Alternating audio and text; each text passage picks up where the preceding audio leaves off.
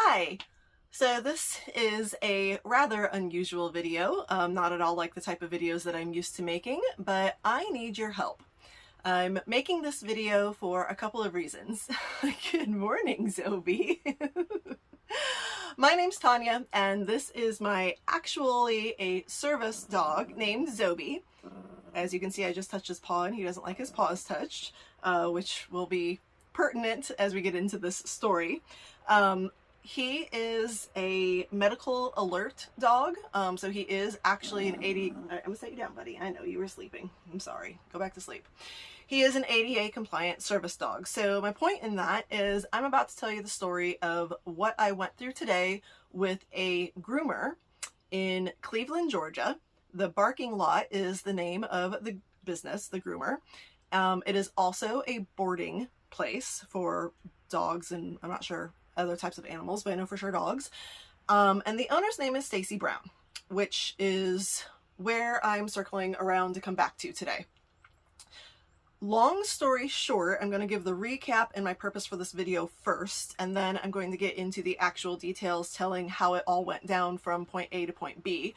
But the recap is I was threatened to have my dog removed from me today. They wouldn't give my dog back, and that they were going to take my dog to animal services and report me to animal services because I was refusing full payment. I offered partial payment for a partially completed grooming job. By their own admission, they did not do the job that I took my dog in to do. I took him in for a nail clipping to get his paws and claws done. I'm going to get into the full story of it later. I have now found on their Facebook page and website that they do offer just that service for $20, but I was told when I called that they would not do just that service and they had to also do a bath and blowout, which I agreed to when I made my appointment. I did not make a grooming appointment. I did not want his hair to be cut. Again, trying to make this long story short, I got a call during the grooming session. She was trying to cut around his face and I had left instructions not to. There was a mat on one side right around in here on his face, which is what she was using as the reasoning that she needed to cut around his face short and then match the rest of his body to it. We got into it over the phone. She was extremely rude, screaming at me. And in the end, I said, I'm just going to come pick my dog up. And I didn't know what services had been rendered. I then received a butt dial phone call just a few minutes later where I heard her and her fellow groomers discussing me, calling me names, cussing me out, and saying how they were going to keep my dog and tell me to F off if I didn't offer full payment. So I called 3 times and was sent to voicemail each time, trying to see if they had completed the services. If they had done all the services that we had agreed to, then I would pay in full and walk out despite what had happened.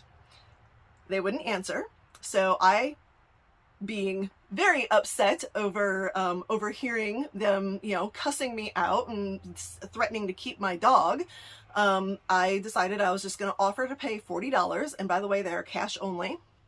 I was going to pay $40 for a $65 job. And in the end, this isn't about the money, not for me.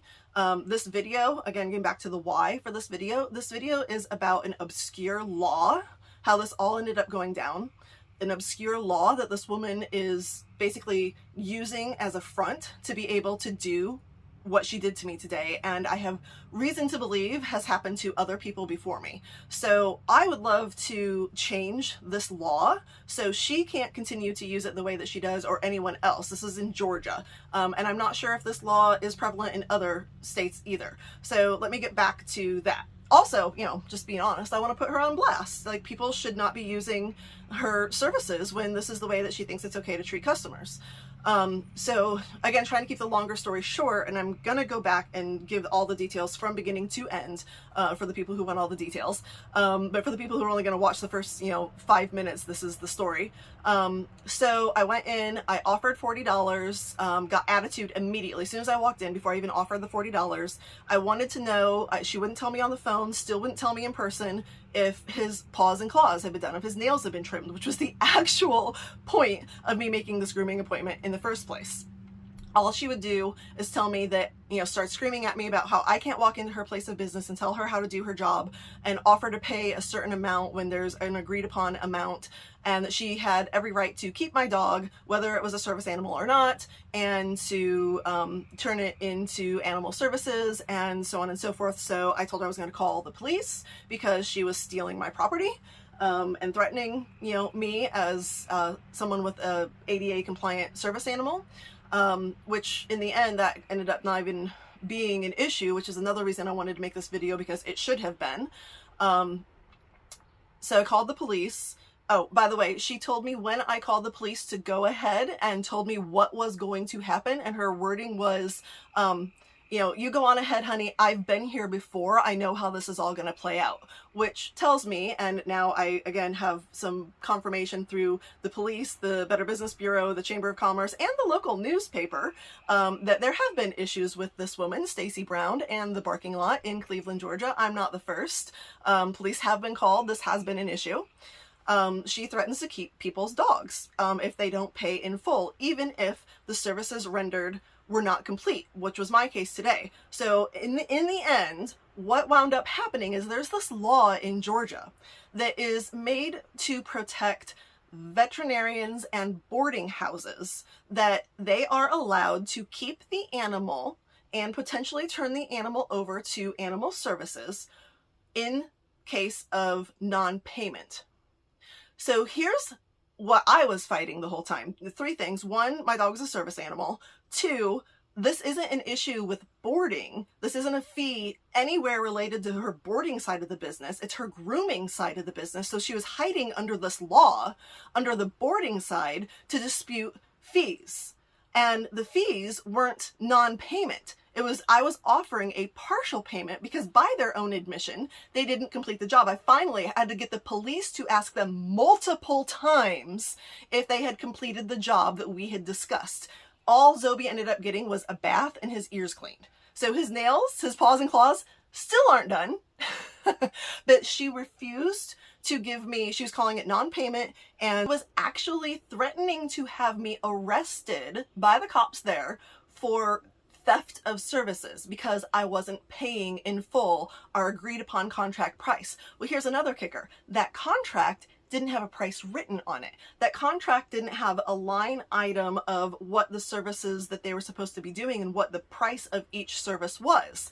So then there was the debate over, this law is written for boarding. This isn't a boarding issue. And then non-payment, I'm offering to pay. This isn't non-payment. Well, how much work did they actually do that I should be paying for? Because it wasn't on the contract and because there was no line item, it fell in her favor legally to proclaim an amount, whatever amount. Thankfully, she kept it to the $65 that we were supposed to agree upon, but the police even admitted she could say I owe her $200 and keep my dog if I don't pay it. So that's the law that needs to be changed. It needs to have wording in it where if you offer other services such as grooming, pet supplies, whatever the case may be, that you cannot hide under the boarding side of your business when the dispute is not over boarding, when the dispute is not over non-payment. They were two completely separate issues, but she was able to go underneath this law and use it against me. And when we got into the ADA discussion, we needed to get an ADA compliant specialist attorney, and I'm in, small town Georgia, and I don't know who to call, and hours are going by. I'm leaving tomorrow morning on a vacation with my dog, and I didn't have time for all of this. I honestly thought that as a business owner, she would admit she didn't complete the services. I'm paying for partial services. Give me the dog. I tried with the police to negotiate. If she'll take the $40, I won't leave bad reviews. I won't blast her on social media. I won't call the Better Business Bureau. I won't call any, newspaper, nothing. I would leave it alone completely. I will never come back. We'll get back to that too. And walk away from here completely done. Just take the $40, give me my dog, end of story. A sane person, a normal human being would do that, but she didn't. So I ended up having to pay the ransom and pay the full $65 just to get my dog back. and now I have to take him somewhere else to get his paws and claws done because it wasn't done. And she continues to be able to do this to other people and hide under this law because she is a boarding institution. So she can basically ransom and rape people on the grooming side of her business, which I have found in her Google reviews that a lot of people have had a lot of problems with her.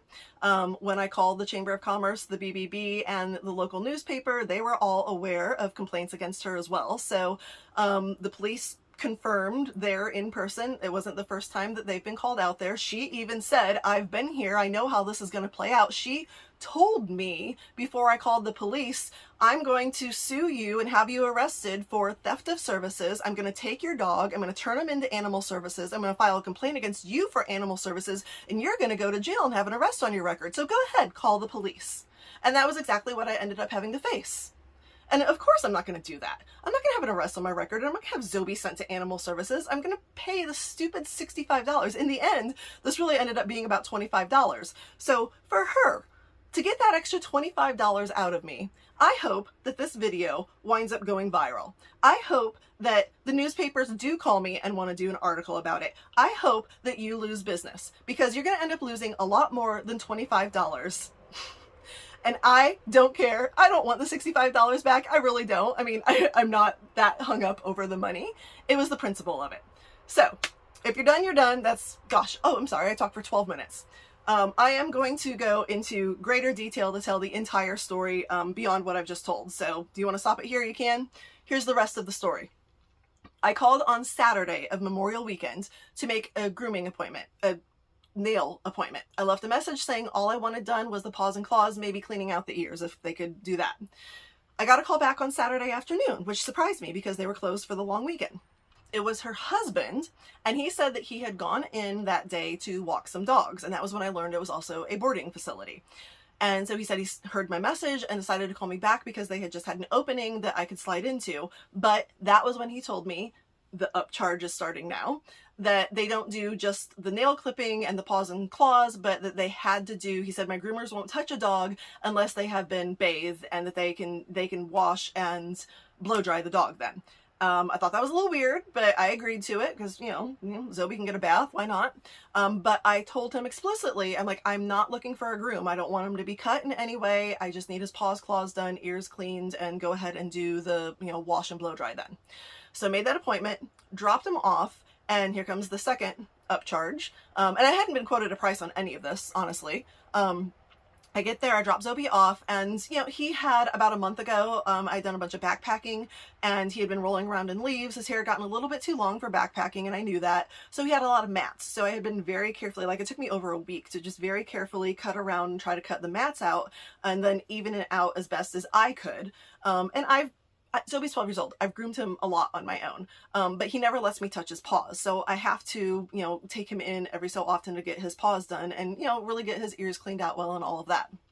So, it was starting to grow out, you know, unevenly because I had cut out some mats, and I knew that. And so, he was like, you know, we could just use scissors and not use the shaver, because I told him I didn't want him shaving down. I didn't want his hair cut. He's like, we can just use scissors and, you know, clean him up a little bit and get him evened out. And so I agreed to that.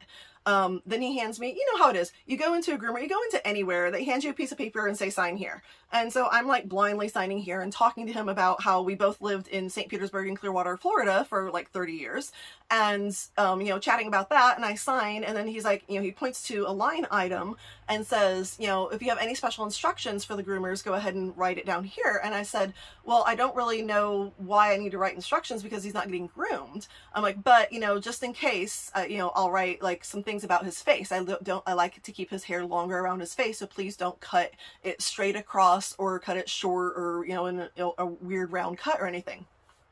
So I wrote that all down. They asked me if he had any issues, which we talked about. He does have, he has PTSD from his surgery when he was attacked by a dog, ripped open, and almost died.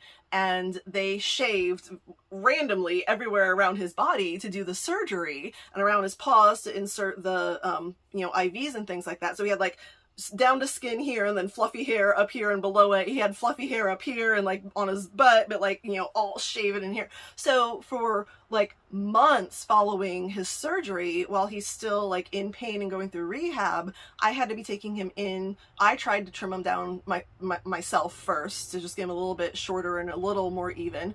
And then I had to be taking him into groomers regularly to get him evened out. And all of that he has some PTSD from, and it was around that time frame that he started being problematic with groomers. So I didn't give them that whole background. I just told them, you know, yeah, I've had some problems with groomers, especially doing his paws. He also doesn't let me touch his paws. So he's probably gonna, you know, maybe growl or snip at you, but some groomers have absolutely no problem with him. And I asked if they had any males on staff, because his best behavior with groomers has been with male groomers, which they did not. And I said, you know, that's fine. And, you know, hopefully he'll be okay for you. So fast forward an hour and a half, I get a phone call, and it's his wife, who is the owner, Stacy Brown, who calls me and says that she needs to cut around his face. As I explained earlier, there was a mat here and she needed to cut it down, and that meant she needed to cut some more. And I'm like, no. I was like, no, that's not what I want. That's not what I brought him in for. I just want, you know, the paws and claws, the bath, and a little bit of trimming. Like, I'm not agreeing to this. And so she got belligerent with me and said, you know, this is not the way I do my business. I'm not going to do, you know, a partial job, and I never would have agreed to this appointment if this is what you were asking for, and so on and so forth. I'm like, I just need his nails clipped. And so finally I said, you know what? This is exactly why I don't trust groomers. This is why I personally have a problem with groomers, because every time I try to explain what I want, they don't listen, and I get my dog back. And I thanked her. I said, like, thank you for calling me to try to talk to me about this, but I'm telling you, if you're not going to just cut out the mat and leave the rest of it the way, you know, it currently is, or try to trim it up a little bit, I would rather you just not do anything. And this is why I have a problem with groomers. I just don't trust groomers. Well, that set her off, that I don't trust groomers. And she started screaming at me, totally belligerent, cussing about how, you know, this is why she doesn't trust her clients. So if you're a client of this woman out there, you know, she doesn't trust you because she's been in business for 30 years and she knows what she's doing, and clients don't, and they come in here telling her what to do, and where do they get off, and where do I get off, and blah, blah, like just, you know, escalating. And I'm standing in line at Ingles, a grocery store. I'm holding the phone away from my ear like this while she's screaming. And the person who is in front of me in line checking out, and the cashier, can hear her through the phone and are looking at me like, what is going on? And I'm just like, I'm sorry. And so I'm trying to get a word in edgewise. I'm like, I just want to know if you have the paws then. Do you have the paws? Because I'm gonna come pick him up. I just want the paws. And finally I'm like, okay, I'm gonna come get my dog, and hung up because it was my turn to check out, and she was just screaming at me. So a couple minutes later, they call back, what I now know was actually a butt dial, and I'm checking out. So I just hit speakerphone because I'm, you know, doing things with my hands, and I'm like, yes, you know, and then I can hear her and other people talking. I'm like, hello, and it's a butt dial. She and the other groomers are sitting around cussing me out, calling me names, and talking about how they are not going to give my dog back to me if I don't offer full payment when he comes in, or when I come in. So I hang up, and the cashier overheard all of this, and I'm like fuming, I'm shaking, I'm so angry. And I finished checking out, and the cashier's like, you know, good luck, I'm so sorry, you know, go get your dog. And so I'm driving there. I tried calling 3 times to discuss it over the phone as civilly as possible, so that when I got there, I could just get my dog, pay them, and walk out. I'm like, I just want to know if his paws and claws are done. That was the services that were agreed upon that I wanted. I didn't want anything else. And then because of the way things had happened, I'm like, I'm gonna offer, like, you don't have any right to scream at me because I told you not to do something that I didn't want you to do in the first place. You have no right to sit around and call me names, cuss me out, you know, F this, F that, and then definitely no right to threaten to keep my dog if I don't offer to pay in full when I get there. Which also was warning bells going off that this is a situation she's had before if she's already thinking that I'm going to come in and not pay, or not pay in full. So I get there, deep breaths, I'm trying to calm down. I sit in the parking lot for several minutes, say a prayer, and I am shaking because I'm angry and I'm trying to rein it in.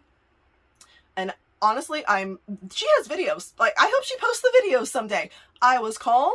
I, yelled back a little bit, but I didn't scream. I didn't call them names. I didn't do anything. I walked in, I said, I'm here to get Zoby.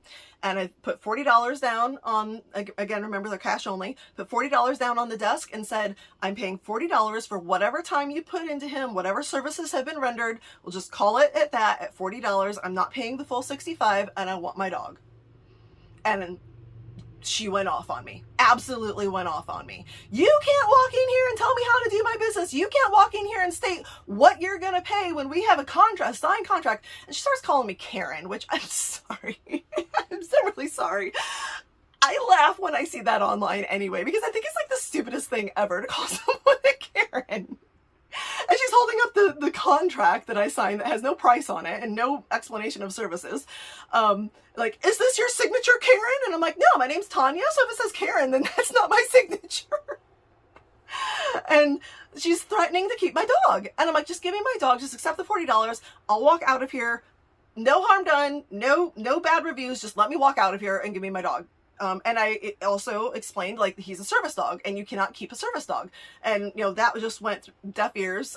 Honestly don't even know if they heard it, because she was just going off her they were just, like, I couldn't get a word in. So I just, I'm calling the cops. And then this is when she goes, you know what, you go ahead and you call the police, because let me tell you how it's going to go down. And this is what I was talking about earlier, where she informed me how she knew exactly how it was going to all play out, and the whole theft of services thing, and that I would be arrested and she would send Zoby to animal services and I'd be in jail and so on and so forth. And I'm like, okay, well, I'm going to call the police. And I stepped out and hung out in the edge of their lobby area. So they got on the 911 recording, them talking about me and screaming at me in the background while I'm trying to explain the situation to the police.